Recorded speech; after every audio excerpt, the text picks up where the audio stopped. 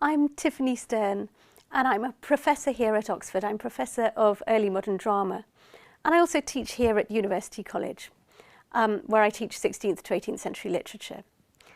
I'm going to give you a course which is in 6 parts. It's a course that's about Shakespeare on the stage and how various staging things can help us understand the text slightly differently.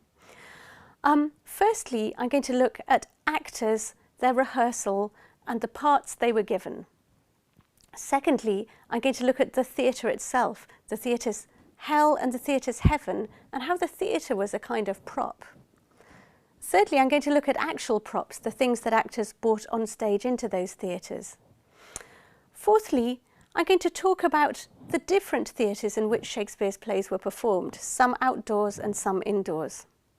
Fifthly, I'm going to talk about particular actors who performed in Shakespeare's company.